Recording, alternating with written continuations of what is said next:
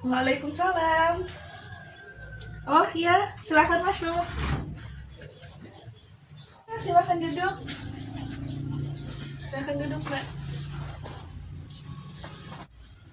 Apa kabar, Mbak?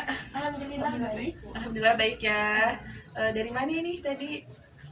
Dari rumah. Oh, dari rumah. Mbaknya juga dari rumah. Oh iya. Jadi kesibukannya apa sekarang? Masih sekolah, Bu. Sekolah ya. Kan kedatangan Mbak ini untuk mengikuti konseling.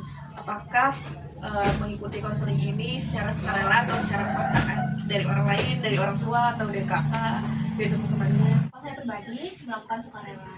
Ini untuk konseling kami itu.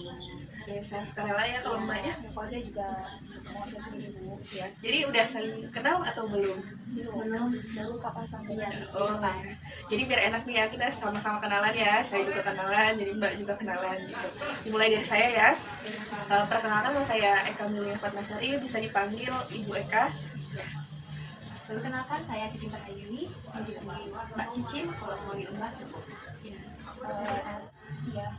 Mbak Dia ya. Jadi Mbak Dia dengan Mbak Cicin ya.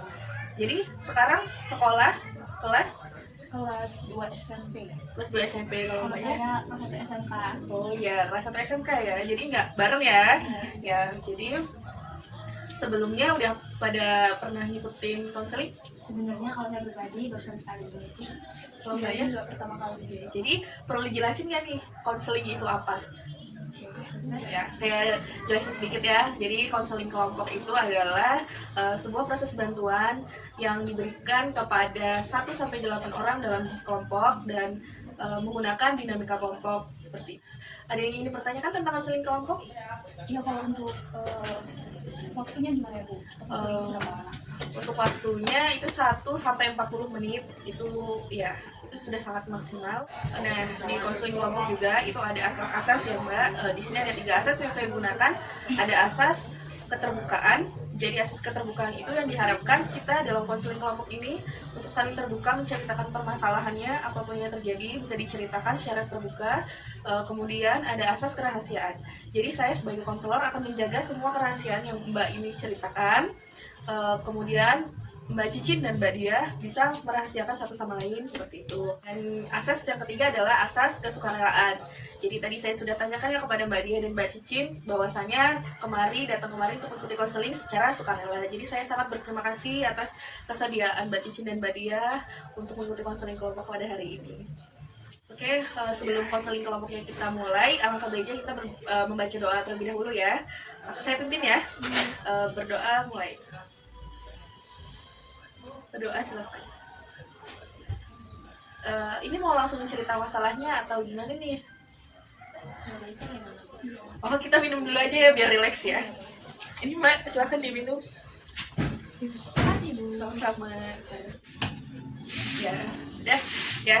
Jadi sekarang siapa dulu nih yang mau cerita? Mbak dulu, Mbak lagi. Ya. Jadi siapa nih? Gimana Mbak Cicin permasalahannya? Saya tuh suka banget sama nyontek ya, Bu ya. Tapi akhir-akhir ini saya itu ada rasa takut untuk menyontek. Gitu. Sekarang Mbak Dia. Oh iya, kalau masalah saya sih sama teman sekolah saya, Bu. Saya agak sedikit musuhan sama dia. Nih, jadi masalah siapa dulu nih yang mau dibahas? Boleh dari Mbak Cicin, ya silakan Mbak Cicin. Jadi gimana Mbak Cicin permasalahan bisa dijelaskan lebih detail lagi? Dari awal SMP sampai sekarang. Ada yang mau ditanya? Jadi dari kelas 1 SMP sampai sekarang ini ngomong nggak sama kerja saya? Saya sebenarnya takut ketahuan sama guru saya, karena banyak teman-teman saya yang ketahuan. Terus kalau misalnya saya suruh maju, saya takut gak bisa ngerjain karena hasilnya itu dari nyontek, saya nggak tahu jalan untuk menyelesaikan soal-soal tersebut. Oke, pertanyaan saya, Mbak menyontek dalam semua mata pelajaran atau hanya pada mata pelajaran tertentu? Sebenarnya tertentu, kayak misal MTK, fisika, saya tuh emang sangat agak lemah ya hitung-hitung. Tapi kalau misalnya saya suruh maju, saya takut karena itu hasil nyonteknya saya nggak bisa ngerjainnya. Oke, kita simpulkan ya. Jadi permasalahan Mbak Cicin ini adalah keseringan menyontek diawali pada kelas 1 SMP. Kelas 1 SMP dari satu SMP itu menjadi kebiasaan ya. Jadi Mbak Cicin ini merasa takut karena takut ketahuan, karena banyak teman-temannya yang ketahuan sama guru gitu. Dan Mbak Cicin ini menyontek pada mata pelajaran tertentu seperti matematika, fisika, seperti kimia ya. Pokoknya yang berhubungan dengan yang hitung-hitung seperti itu ya. Mbak Dia ada yang ingin ditanyakan pada Mbak Cicin? Ya tadi kan Mbak sadar kalau Mbak nyontek itu membuat Mbak takut. Ya sejauh ini Mbak apa yang udah Mbak lakuin untuk menghilangkan kebiasaan nyontek itu? Biasanya semampu saya untuk mengerjakan, tapi kalau nggak bisa ya mungkin saya tanya kepada teman saya gimana cara ngerjainnya untuk menyelesaikannya. Tapi setelah itu masih tetap nyontek Mbak? Kebiasaan nyontek itu masih? Ya kalau saya udah nggak tahu jawabannya ya saya melihat teman saya, tapi ya nggak semuanya lah. Jadi untuk mengurangi itu Mbak Cicin melakukan Coba mengerjakan sendiri. itu mengerjakan sendiri gitu dengan cara belajar ya Mbak ya, belajar terus biar bisa gitu ya. Ada lagi Mbak Dia yang ingin ditanyakan? Ya menurut Mbak Cicin cara itu bakal berhasil nggak kira 100% untuk mulai kebiasaan nyontek itu? Kalau 100% sih enggak, tapi kalau misalnya setidaknya ada yang berusaha lah untuk merubah yang tadinya benar-benar mencontek sekarang tidak lah. Ya Mbak Dia ada yang dipertanyakan? Iya Bu, ada bagi Mbak Cicin, apa Mbak Cicin yakin dengan contekan dari teman Mbak Cicin kalau kerjaan mereka itu benar? Kalau saya pribadi karena saya menyontek ya saya yakin aja kalau misalnya benar, karena yang saya contekin juga ya lumayan pinter sih kalau di kelas itu. Oke, saya mau tanya ya Mbak Cicin ya, apakah seandainya sudah mendapat teguran karena Mbak Cicin ketahuan nyontek ya, apakah Mbak Cicin akan berubah 100% dan tidak akan pernah menyontek lagi? Ya nggak tahu ya Bu ya, saya kalau berubah atau enggak ya kalau ditegur ya saya main diem aja. Jadi Mbak Cicin tidak melakukan perubahan gitu.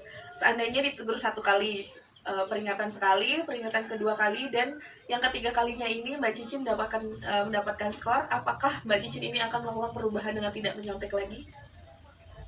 Ya nggak tahu sih Bu ya, karena saya juga bingung Bu. Nggak tahu Bu. Mbak Dia. Ya gini deh, geng apa ya ini teman dekat Mbak Cicin ini suka nyontek juga atau enggak?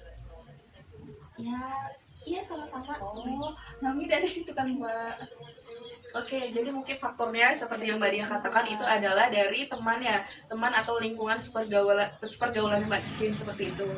Jadi teman-temannya juga sering nyontek gitu. Iya sama. Hal yang sama juga sih. Iya, jadi Mbak Cicin ada niatan untuk menghilangkan kebiasaan contek itu? Ada. Oke, untuk rencana Mbak Cicin ke depannya? Saya berencana untuk bilang ke teman-teman saya kalau misalnya mencontek itu tidak baik, karena ya takut aja gitu makin kesini makin terbiasa gitu. Jadi Mbak Cicin ini ada niatan untuk berubah karena sudah semakin takut dengan kebiasaan menyontek itu. Untuk langkah-langkah sendiri yang Mbak Cicin lakukan? Saya ingin mengajak teman-teman saya untuk belajar bersama, belajar berkelompok, agar kita sama-sama paham gitu untuk menyelesaikan tugas-tugas yang guru kasih pada kita. Oke, jadi langkah-langkahnya belajar gitu ya, belajar terus melakukan hal-hal yang positif seperti itu. Mungkin Mbak Dia ada tambahan untuk Mbak Ya, Cicin? mungkin kelihatannya di sini Mbak Cicin kayak sebagai ketua dari gengnya, jadi bisa Cukup Mbak Cicin ada yang disampaikan lagi? Saya cuma menyampaikan terima kasih atas saran-sarannya. Udah itu aja. Oke, masih ada yang dipertanyakan Mbak Dia? ya seperti ya. Ya, Mbak Cicin yakin dengan rencana dan langkah-langkah tadi akan berhasil. Ya, saya yakin kalau rencana saya akan berhasil untuk mengubah saya dan teman-teman saya agar tidak terbiasa menyontek. Oke, bagus sekali ya Mbak Cicin ya. Mbak Cicin yakin bahwasannya rencana dan langkah-langkah tadi itu berhasil untuk menyelesaikan permasalahan Mbak Cicin dan teman-teman seperti itu. Ya, selanjutnya kita bahas ya permasalahan Mbak Dia. Mungkin bisa dimulai Mbak? Ya, silakan Mbak. Jadi masalah saya ini sama teman saya. Jadi sebelumnya saya sama dia ini teman akrab. Tapi karena satu masalah pernah ada konflik, saya nggak mau ngasih contekan ke dia, jadi dia agak sedikit marah sama saya dan menjauhin saya dengan teman baru. Lebih detail bisa diceritakan. Jadi permasalahan yang membuat teman Mbak lebih marah atau menjauhi Mbak ini ketika tidak dikasih contoh kan ada hal yang Kita ada sedikit konflik yang menyebabkan hubungan kita jadi agak renggang. Terus karena kebetulan ada anak baru datang ke sekolah, terus dia malah deket sama anak itu dan sekarang saya jadi kemana-mana sendiri terus dan dia juga ngilang kontak ya. Oke. Ini kalau boleh tahu nih konfliknya sama temennya itu apa ya? Kalau dia bisa ngejauh gitu. Iya, awal-awal tuh pernah pas ulangan harian. Di situ ulangan harian matematika kita itu depan belakang. Nah, dia tuh minta contoh ke saya, sedangkan guru itu sedang kayak ngawasin kita gitu. Jadi saya nggak sempet untuk respon panggilan dia. Jadi saya diem aja. Terus karena berhubung waktu juga udah habis kan, jadi saya ngumpul duluan. Nah dia belum selesai, jadi dia nganggapnya saya nyuekin dia gitu, ngasih contoh ke dia, pura-pura nggak denger. Oke, bisa saya simpulkan ya. Jadi Mbak Dia ini dijauhi temennya karena satu permasalahan waktu ulangan harian. Jadi temennya itu panggilin Mbak Dia gitu. Tapi berhubung karena ada pengawas, guru pengawas, jadi Mbak Dia itu tidak merespon panggilannya seperti itu. Kemudian temannya ini salah paham begitu. Ya. Mbak Cicin ada yang ingin ditanyakan kepada Mbak Dia? Terus sampai sekarang dia masih ngejauhin Mbak Dia, terus berteman dengan temannya yang baru itu. Sekarang itu temennya Mbak Dia masih menjauh dari Mbak Dia, sekarang berteman sama teman barunya. Iya, jadi sekarang kita udah gak semangku lagi karena kita sebelumnya dari kelas 1 SMP kita semangku, jadi sekarang kita gak semangku. Terus kalau papasan juga dia agak buang muka, melirik pun nggak mau sama sekali gitu. Dan kayaknya saya juga dari WhatsApp disembunyikan. Kalau menurut Mbak Dia nih, teman barunya itu sangat berpengaruh nggak sih? Kayak lebih ngejauhin gitu nggak sih? Kalau dari saya lihat sih yang teman kita yang baru tuh enggak sih Mbak, karena saya sama dia juga komunikasinya masih baik, dia juga mau ngajak ngobrol saya, tapi yang saya lihat sih dari teman saya itu yang tetangga saya. Mbak Dia udah berusaha untuk mendekati temennya atau berusaha untuk berbicara? Iya, Membuka saya pernah berusaha untuk memperbaiki hubungan kita dengan, karena satu waktu kita ada tugas kelompok, kita disuruh milih kelompok sendiri gitu. Dan di situ satu kelompok 2 orang. Saya ngajak dia untuk kelompok bareng, tapi dia acuh aja sama saya. Udah saya tinggalin aja. Jadi dia nggak mau gitu. Mbak Dia, apakah menurut Mbak Dia itu ada faktor lain selain dari Mbak Dia tidak merespon panggilan dari teman Mbak itu? Kalau dari faktor lain sih kayaknya enggak ya Bu, tapi saya rasa dia anggap saya pernah nyuekin dia pas nyetek tuh sekiranya ada 2-3 kali. Jadi Jadi tidak satu kali aja Mbak Dia tidak merespon. Seperti itu. Mbak Cici mungkin ada respon untuk Mbak Dia? Ya sebenarnya kalau misalnya kita minta contekan terus kita dicuekin emang agak sakit hati, tapi ya dia yang salah, nggak apa lah, santai aja. Kayak nanti juga baikan lagi kok, karena kan udah kenal lebih lama. Masa ya cuma gara-gara mencontek persahabatan atau temanannya putus gitu, santai aja nggak apa. Ada yang mau direspon? Ya kalau menurut saya sih nggak apa-apa ya, santai aja. Kalau misalnya kamu ngasih terus contekan ke dia, dia akan kebiasaan nanti kayak saya gitu loh. Ya kalau menurut saya sih santai aja, nggak masalah. Itu juga kan buat dia tuh nggak terlalu bergantung pada kamu gitu loh. Saya juga sih kayak gitu ya Mbak. Saya juga pengen lihat dia tuh, kalau dia tuh mampu gitu tanpa bantuan atau contekan pun dia pasti bisa. Karena saya lihat sejauh ini dia tuh juga bisa ngerjain ulangan-ulangan harian yang lain dan nilai dia pun juga bagus gitu. Tapi di sini saya bingung gimana cara saya agar hubungan pertemanan saya dan teman saya ini dapat kembali atau sedikitnya baiklah gitu, bisa saling komunikasi. Jadi gimana Mbak Dia? Apakah Mbak Dia sudah mempunyai rencana untuk kedepannya? Ya seperti yang dibilang oleh Mbak Cici tadi itu, mungkin ya cukup di dunia aja dan kita lihat kalau misalnya dia butuh saya juga akan merespon dia dengan baik-baik aja, dengan sopan santun, welcome. Iya, kalau emang sekarang ini dia butuh waktu untuk sendiri, saya membiarkan itu.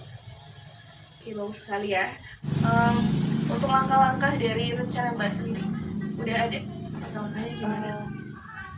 Ya, dari rencana tadi itu mungkin saya akan lebih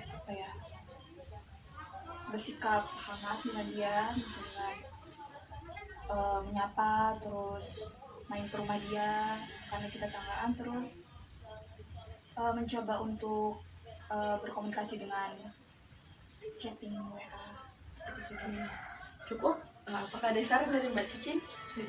Sudah cukup. Oke, baik, bagus sekali ya dari Mbak Dia dan Mbak Cicin sudah berusaha dan sudah menemukan, mengetahui apa jalan keluar dari masalahnya masing-masing. Ya, saya simpulkan ya dari permasalahan Mbak Cicin terlebih dahulu. Jadi Mbak Cicin tadi adalah tergantungan ya dengan menyontek karena sudah kayak menjadi kebiasaan. Kemudian untuk penyelesaiannya sendiri Mbak Cicin untuk itu mengajak teman-temannya ya untuk memperbaiki diri, mencoba tidak mencontek lagi, belajar bersama seperti itu ya, melakukan hal-hal yang positif. Kemudian untuk Mbak Dia, permasalahannya tadi adalah ada kesalahpahaman ya sebenarnya dari temannya karena Mbak Dia ini tidak merespon pada saat ulangan harian. Nah, kemudian untuk penyelesaiannya Mbak Dia ini mau memperbaiki komunikasi, kemudian menjalin hubungan dengan baik lagi seperti itu. Karena waktu sudah hampir selesai ya, saya mau bertanya gimana jalannya konseling kelompok pada hari ini pada Mbak Cicin dan Mbak Dia. Mau siapa dulu nih yang jawab? Mbak Dia dulu? Iya, boleh. Ya, silakan Mbak. Karena ini kali pertama saya ikut konseling, saya rasa ini cukup menyenangkan sih Bu, karena bisa dapat teman baru juga, kenalan baru, Mbak Cicin, terus bisa dapat pandangan dari orang tuh masalah saya itu gimana, dan dapat penyelesaian juga tentang masalah saya. Ya, cukup. Ya, silakan Mbak Cicin. Ya, menurut saya kurang lebih sama kayak Mbak Dia, cukup menyenangkan, ada solusi dari permasalahan saya, terus saya juga bisa mengenal teman baru. Ya, menurut saya sangat menyenangkan. Jadi gimana nih setelah ikut konseling, perasaannya? Apakah sudah lebih lega atau memang ya sudah plong aja gitu? Ya, kalau perasaan saya mengikuti konseling ini lega karena bisa berbagi cerita, bisa mendapatkan solusi gitu. Kalau Mbak Dia sendiri? Iya, saya juga kayak Mbak Cicin, jadi beban pikiran saya sedikit hilang, dan perasaan saya juga plong.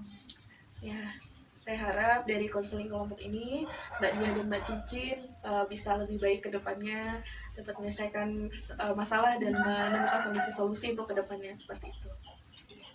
Karena waktu sudah hampir habis ya Mbak, sebelumnya saya ucapkan terima kasih atas kesediaan Mbak Cicin dan Mbak Dia untuk mengikuti konseling kelompok. Kemudian ada yang ingin disampaikan lagi? Cukup ya. Mungkin nanti jika ada yang ingin disampaikan, ada yang ingin diselesaikan atau evaluasi dari kegiatan hari ini, kita bisa rencanakan di hari yang lain ya. Nanti bisa kita obrolkan lewat chattingan ya. Iya, Bu. Cukup? Cukup ya, saya cukup. Bisa kita akhiri ya. Siap. Terima kasih. Sebelumnya kita akhiri dengan membaca lafaz alhamdulillah. Alhamdulillahirobbilalamin. Saya tutup kegiatan pada hari ini. Saya akhiri. Wassalamualaikum warahmatullahi wabarakatuh. Waalaikumsalam warahmatullahi wabarakatuh. Terima kasih.